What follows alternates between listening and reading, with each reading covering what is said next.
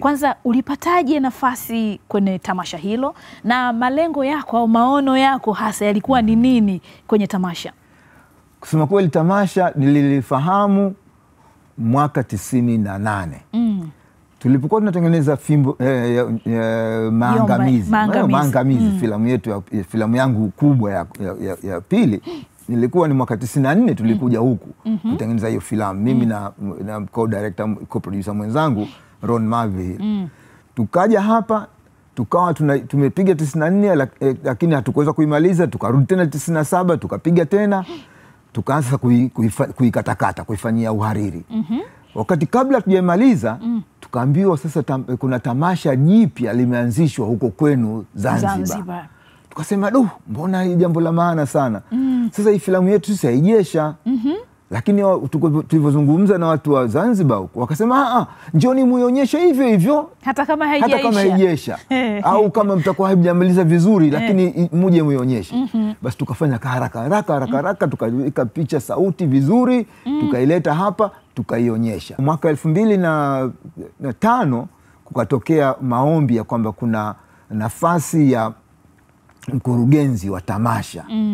Kwa hiyo mimi nikaombwa kwamba kama unataka omba hiyo nafasi. In fact aliniomba hivyo alikuwa Mama Fatma Alu, ambaye alikuwa ni mwana bodi wa bodi ya ZIF. Akasema, Martin, tunataka, maana hapa kwa muda wa kwanza alikuwa ni Mtanzania, lakini baada hapo Watanzania wakawa hawapo kama katika uongozi, wakaja wageni wengine. Akasema sisi tungependa kuwa na Mtanzania katika uongozi. Kwa hiyo hebu omba. Mimi wakati bado nafundisha chuo kikuu cha Murdoch.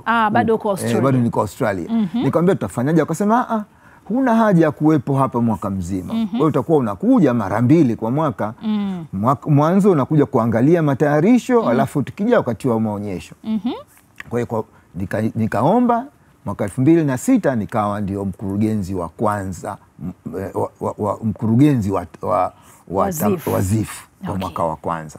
Sikutegemea kama nitaendelea, lakini kwa kweli nilivutia, nikasema sasa nitaendelea. Kwa hiyo nikaendelea kwa muda wa miaka 10. Dira yako ilikuwa ni nini? Dira yangu ilikuwa ni kuifikisha tamasha kwa wanataaluma sasa. Kwa sababu wanataaluma wa Tanzania walikuwa hawaji kabisa ZIF. Walikuwa hawaitambui ZIF kama sehemu ya utamaduni wao.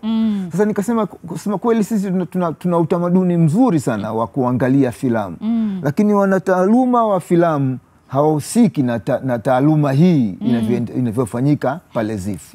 Hebu tuanze kuwavuta Watanzania waweze kuja kuangalia filamu, kuonyesha filamu zao, kuzishindanisha na wengine, na hata mwisho kushinda kuwa watengenezaji filamu bora kuliko hata hao wa nje.